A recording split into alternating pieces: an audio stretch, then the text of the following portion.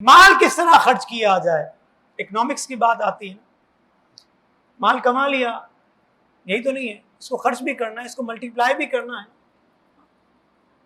Financial literacy یہ آج پڑھائی نہیں جاتی، میں آگے بیان کروں گا. یہ پڑھائی نہیں جاتی ہماری قوم کو.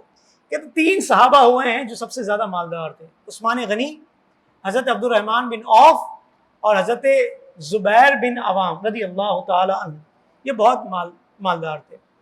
یہاں ہم نے جو سیکھا وہ یہ سیکھا کہ مال خیر بھی ہے، فتنہ بھی ہے.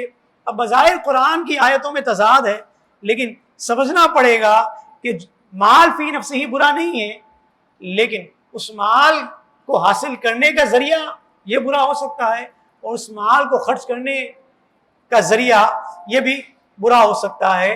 ان دونوں باتوں کا خیال کریں گے تو انشاءاللہ مال کی آفت سے بچیں گے. حدیث پاک کیا ہے، حضور نے فرمایا، سیرت حلبیہ میں بھی موجود ہے، ساتھ ہی ساتھ تاریخ الخلفاء میں امام جلال الدین سیوطی شافعی نے بھی اس عبارت کو نقل کیا. عبارت کیا ہے؟ بڑی اہم، حضور کا فرمان. کس کے بارے میں؟ اس کے بارے میں جو یار غار بھی ہے، یار مزار بھی ہے. فرمایا ما نفعنی مال قط ما نفعنی مال ابی بکر.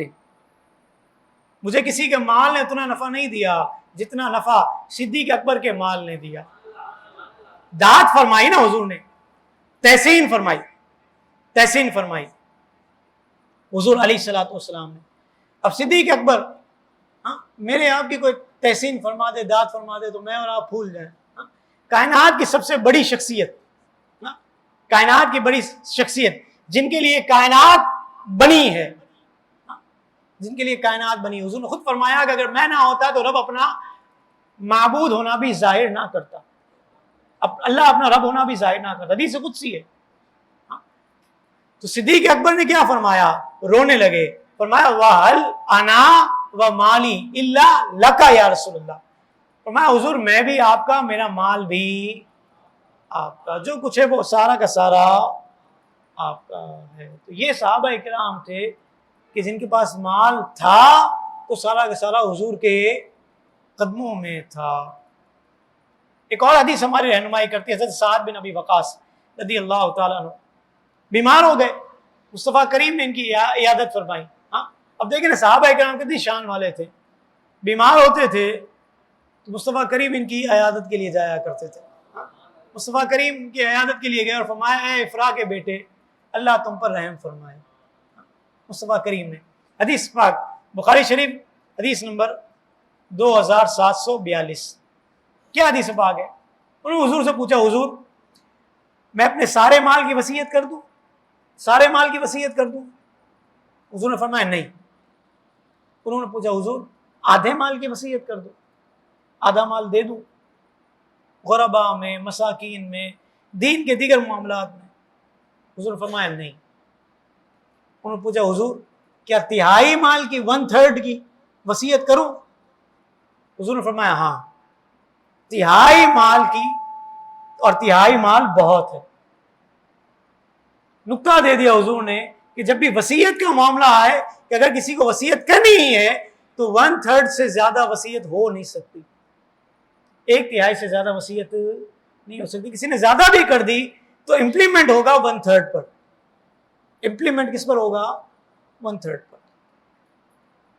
پھر حضور نے فرمایا بے شک اگر تم اپنے وارثوں کے لیے مال چھوڑو گے تو یہ اس سے بہتر ہے کہ تم ان کو تنگ دست چھوڑ دو اور وہ اپنی ضروریات کے لیے لوگوں کے سامنے ہاتھ پھیلاتے رہیں. اور بے شک تم جو بھی خرچ کرو گے وہ صدقہ ہے. جو لقمہ اٹھا کر تم اپنی بیوی کے منہ میں رکھتے ہو، ان قریب اللہ تمہارا درجہ بلند کرے گا اور تم سے لوگ فائدہ اٹھائیں گے یعنی مسلمان، اور کچھ لوگ تم سے نقصان اٹھائیں گے یعنی کافر. رابی کہتے ہیں کہ اس وقت ان کی صرف ایک ہی بیٹی تھی. ایک حدیث پاک میں یہ ہے کہ حضور نے فرمایا جو تم اپنے اہل و عیال پر خرچ کرو گے وہ صدقہ ہے. تو اہل و عیال پر خرچ کریں، منع کوئی نہیں کرتا.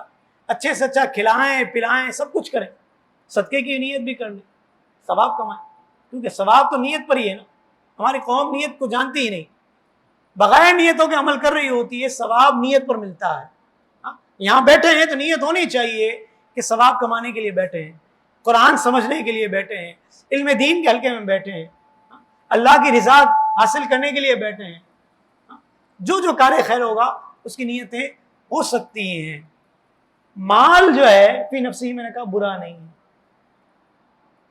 اس کا یوزیج برا ہو سکتا ہے، اس کو ارن کرنے کا طریقہ یہ برا ہو سکتا ہے. مثال دی ہے آل اللہ نے، کیا کہتے ہیں کہ مومن کا دل جو ہے وہ کشتی کی طرح ہے. کشتی پانی پر چلتی ہے نا، کہتے ہیں کشتی جب تک پانی پر چلتی رہے نا تو یہ بہتر ہے، لیکن جب کشتی کے اندر پانی آ جائے گا تو کیا ہوگا؟ ڈوب جائے گی. یہی سمجھایا، کہتے ہیں مومن کا دل جو ہے کشتی ہی ہے. مالدار ہونا یہ برا نہیں ہے، لیکن مال کی محبت اگر دل کے اندر آ گئی نا اور گھر کر گئی تو یہ بہت برا ہے. پھر بہت برا ہے کہ انسان جو ہے پھر اخلاقی قدروں کو بھی کھو دیتا ہے، حلال حرام کے طریقوں کو بھی کھو دیتا ہے، اور پھر اس مال کی محبت میں بسا اوقات اتنا اندھا ہوتا ہے کہ الامان والحفیظ. ہاں، کائنات میں کیسے کیسے مالدار ہوئے. حضرت سلیمان علیہ السلام، کتنی بڑی حکومت تھی آپ کی، جنات پر بھی آپ کی حکومت تھی. ذوالقرنین جن کا ذکر قرآن میں ہے، کتنی بڑی حکومت تھی ان کی. یوسف علیہ السلام کی حکومت کتنی بڑی تھی مصر پر. انبیاء کرام نے مال کا حق ادا کیا، جن کے مال کی اور جن کی شخصیتوں کی اللہ تعالیٰ نے پذیرائی کی ہے، ان کے بیانات قرآن میں اس طریقے سے ہیں. اور جس کے لیے مذمت ہوئی ہے اس کے مال کے لیے اللہ تعالیٰ نے کیا فرمایا؟ اس نے کہا کہ یہ مال تو قارون کہتا ہے سورہ قصص کی آیت نمبر 79 میں، قال انما اوتیتہ علی علم عندی، بولا یہ مال تو مجھے میرے علم کی وجہ سے ملا ہے. اللہ رب العالمین کو ناپسند ہوئی یہ بات. فخر، غرور، تکبر یہ اللہ کی ذات کو ذبح ہے، کسی اور کے لیے نہیں.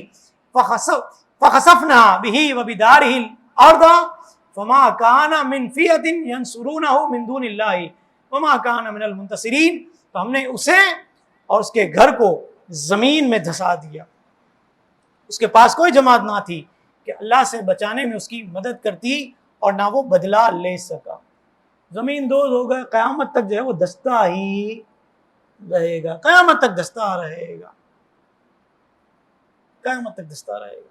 تو مال جو ہے اس کی مذمت بھی ہے اور مال کی تحسین بھی ہے. دونوں طریقے سے قرآن میں بیان کیا. حدیث پاک حضور نے کیا فرمایا؟ فرمایا دو چیزوں میں حسد نہیں، دو چیزوں میں حسد نہیں. ایک وہ شخص کہ جس کو اللہ نے مال دیا اور اس نے اس مال کو رات دن جائز کاموں میں خرچ کیا. مطلب یہ ہے کہ جب موقع بنا اس کو جائز کاموں میں خرچ کیا. اور دوسرا وہ شخص کہ جسے اللہ نے قرآن کا علم دیا اور اس کو رات دن کھڑے ہو کر پڑھتا رہا، یعنی اس قرآن سے خود بھی فائدہ اٹھایا اور دوسروں کو بھی اس سے فائدہ پہنچایا. تو فرمایا دونوں کے بارے میں کوئی حسد نہیں. مزید اسلامک اور معلوماتی ویڈیوز دیکھنے کے لیے لائک، شیئر اینڈ سبسکرائب کے بٹن کو پریس کرنا ہرگز نہ بھولیں.